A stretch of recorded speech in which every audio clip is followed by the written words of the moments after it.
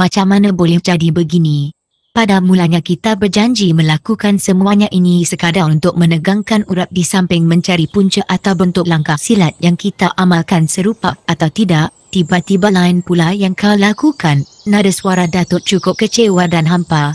Wajahnya kelihatan muram sekali. Saya menggigit bibir. Mahyudin segera meraba pangkal lehernya berkali-kali.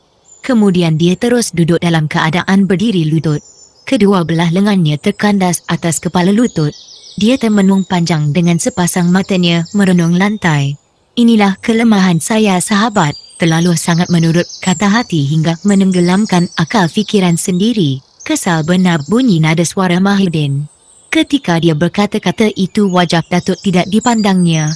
Saya lihat Datuk masih berada dalam keadaan yang sungguh tenang. 2-3 kali dia meraba-raba hujung dagunya. Mungkin pengalaman lalu mengajar saya jadi begini. Pengalaman macam mana, Mahyudin?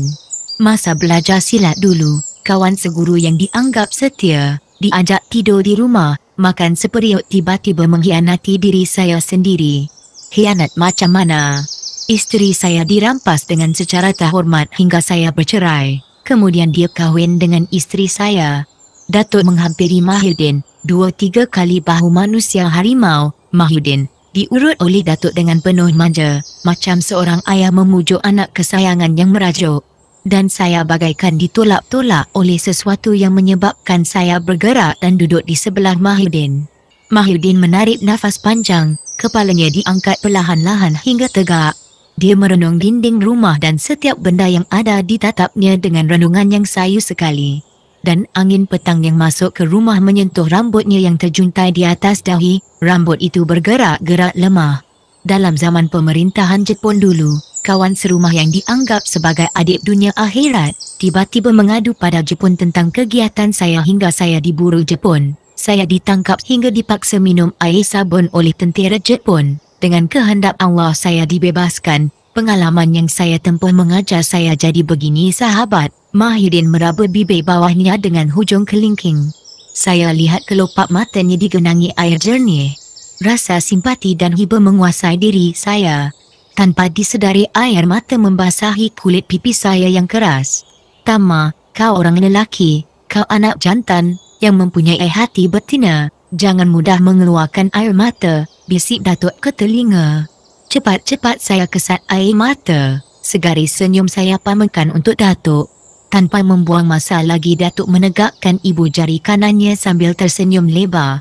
Hati saya jadi kembang macam bunga matahari kembang pagi. Di luar matahari mula jatuh di kaki langit. Kicau burung tidak kedengaran dan rama-rama sudah berhenti terbang. Kecuali bunyi suara burung kuang mula kedengaran. Dan alam keliling mula beransur sama-sama. Mahyudin masih lagi duduk di tempat tadi dengan Datuk di sisinya. Sejak itu, saya rasa cukup susah untuk menegakkan keyakinan dalam diri saya terhadap orang yang bersikap jujur pada saya, keluh Mahyudin. Datuk terus juga menepuk-nepuk bahu Mahyudin. Jari tangan Datuk terus dipegang oleh Mahyudin erat-erat. Muka Datuk dipandangnya. Salahkah saya, sahabat? Kau tidak bersalah. Pengalaman membentuk kau jadi begitu dan itu adalah hak kau dan hak itu. Kalau kau kembalikan pada ajaran agama Islam yang mahukan setiap pengikutnya bersikap jujur, timbang rasa dan kasih sayang, sudah tentu merasa bahagia. Apa yang mesti saya buat? Kembali pada ajaran agama, bersihkan hati dan perasaan, terang Datuk. Lagi sekali Mahyudin tunduk merenung lantai. Mari kita bersihkan diri dan pergi ke masjid. Maghrib sudah dekat, sambung Datuk. Tanpa banyak soal, saya terus ke telaga dan mandi, diikuti oleh Mahyudin dan akhir sekali Datuk. Setelah itu serentak kami melangkah meninggalkan rumah. Setelah selesai sembahyang Maghrib dan Isyak, Datuk membaca Al-Quran. Saya membaca Mukadam, Mahyudin membaca surah Yasin. Kira-kira jam 11 malam, kami berhenti dari kerja-kerja yang dilakukan. Datuk membuat keputusan untuk bermalam di masjid, tetapi Mahyudin mendesak Datuk bermalam di rumahnya. Masjid sebaik-baik tempat untuk berteduh, kata Datuk. Ke rumah saya sajalah, banyak hal yang belum saya selesaikan dengan sahabat, banyak rahsia diri saya yang belum terbongkar untuk pengetahuan awak. Kita selesaikan di sini, berkatnya lebih. Datuk menolak. Wajah Mahyudin segera berubah, dia mula menunjukkan sikap menentang. Dia jadi panas hati kerana Datuk tidak mahu memenuhi permintaannya. Saya jadi resah, saya takut berlaku perkelahian lagi. Kerana saya tahu perangai Datuk, dia tidak akan mengalah pada sesiapa sampai kali keempat. Ini memang merupakan satu pantang larang dalam dirinya. Dia boleh dihina, dijatuhkan maruahnya di mana-mana saja sebanyak 3 kali. Tetapi untuk kali yang keempat dia akan bangun melawan secara berhabis-habisan. Dalam keadaan diri saya yang serba salah itu, saya lihat Datuk sembahyang 2 rakaat, seolah-olah tidak ada sesuatu pun yang berlaku. Setelah memberi salam terakhir, dia senyum pada Mahyudin dan menghulurkan salam.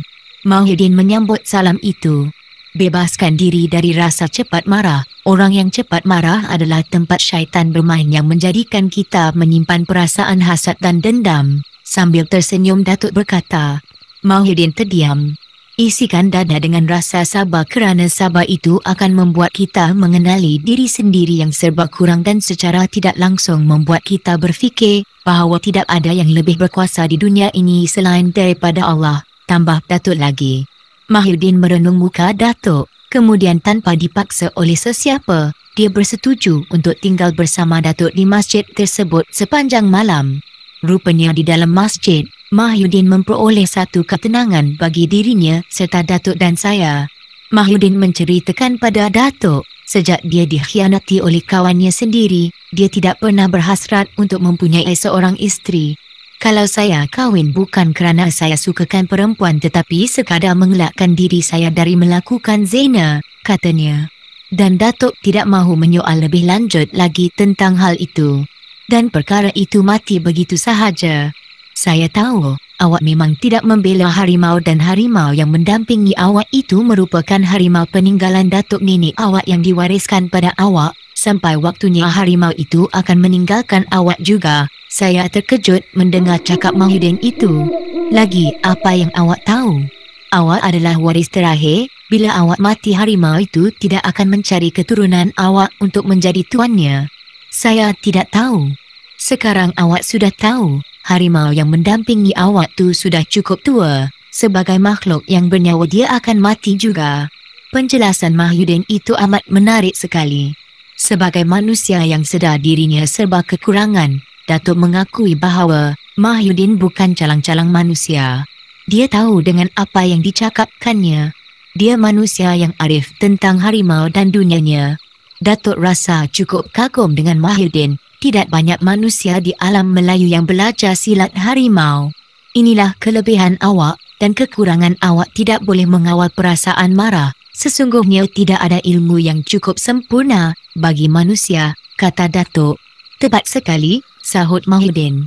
Kelopak mata saya terasa berat. Bayang Datuk dan Mahyudin memanjang di dinding dalam sinar lampu gasolin yang sekejap terang dan sekejap malap. Saya merebahkan badan atas lantai. Lantas saya terkenangkan nenek di kampung. Saya membayangkan ketika begini nenek akan berada di ruang tengah rumah, berbumbung limas dengan sebuah pelita minyak tanah di hadapannya. Nenek akan menjalankan kerjanya dengan tekun menganyam tika mengkuang panjang 12 atau melurut mengkuang ladang dengan kayu untuk dibuat tudung saji. Tiba-tiba saja rasa rindu pada nenek berbunga dalam hati kecil saya. Tunggu sebentar, biar saya pulang dulu. Sebelum kokok ayam pertama berbunyi, saya akan datang ke sini. Kenapa begitu pula jadinya? Kedatangan saya kali ini akan membuka rahsia diri saya pada awak. Bila rahsia itu saya buka, saya akan merasa bahagia kerana orang yang mahu saya serahkan atau mewarisi pusaka saya telah saya temui. Maksud awak saya yang berhak. Kira-kiranya begitulah, sahut Mahyudin dengan senyum. Mahyudin berdiri. Melangkah 3 tapak ke hadapan. Bila dia melangkah untuk kali keempat, batang tubuhnya terus hilang dari penglihatan saya. Sebagai manusia yang ingin mengetahui sesuatu, saya segera menepa ke pintu masjid dan berdiri kaku di situ. Apa yang saya lihat ialah kegelapan malam yang cukup pekat. Di langit tidak ada sebiji bintang tergantung. Pokok-pokok di hadapan masjid kelihatan kaku. Bunyi burung kuang-kuit mula kedengaran. Tama, kalau burung tu berbunyi, tandanya ada harimau berjalan malam, kata Datuk. Perlahan-lahan saya melangkah meninggalkan muka pintu masjid. Biasanya burung tu berbunyi awal tapi malam ni agak jauh malam baru berbunyi. Jangan-jangan suara syaitan, sambung Datuk lagi. Saya segera melompat dan tiba-tiba saja saya dapati diri saya berada di celah ketiak Datuk. Bukan di sini tempat kamu utama, pergi tidur di sana. Datuk menolak badan saya dengan keras, tanpa rasa belas kasihan. Akhirnya saya rebahkan badan untuk kali keduanya dekat tiang. Marah juga rasa hati dengan sikap Datuk itu. Saya terlelap. Serentak dengan kokok ayam kali pertama malam itu, saya terjaga dari tidur. Saya lihat Datuk masih lagi menunggu kedatangan Mahyudin dengan setia. Lampu gasolin sudah padam. Belum datang lagi, Tok. Belum. Jangan-jangan dia nak mainkan kita. Kita tunggu sampai pagi. Kalau dia tak datang, kita pergi ke rumahnya. Lepas tu kita balik ke kampung. Saya terdiam mendengar kata-kata Datuk itu. Tidak jauh dari tempat Datuk duduk, kelihatan cahaya api yang sekejap garang dan sekejap mengecil mengikut tekanan ataupun tiupan angin yang masuk ke dalam masjid. Saya pasti api itu datangnya dari seludang kelapa kering. Siapa yang membuatnya? Aku yang membuatnya. Waktu kau tidur tadi aku cari seludang kelapa. Aku hancurkan dengan batu kemudian diikat dengan tali guni. Kalau tak ada seludang ni mati kita kena nyamuk. Saya senyum dalam gelap mendengar penjelasan itu. Memang saya tahu Datuk boleh membuat kerja seperti itu, tetapi mencari seludang kelapa kering tengah malam bukanlah satu kerja yang mudah. Tidurlah, Tama. Kalau dia datang nanti, aku bangunkan kamu. Nasihat Datuk pada saya. Tanpa mengucapkan terima kasih pada Datuk, saya terus membengkokkan badan jadi macam angka 5 untuk menahan kesejukan. Baru sekali lelap, saya terdengar bunyi tapak kaki orang memijak lantai masjid. Cepat-cepat saya buka kelopak mata. Saya lihat Datuk berdiri di muka pintu masjid sambil memeluk tubuhnya. Mata Datuk tertumpu keluar. Dia seolah-olah dapat melihat sesuatu dalam gelap. Lama benar Datuk berdiri di situ. Saya tidak jadi meneruskan tidur saya yang terputus. Saya bangun perlahan-lahan dan terus duduk. Semua gerak-geri Datuk saya perhatikan dengan cukup teliti.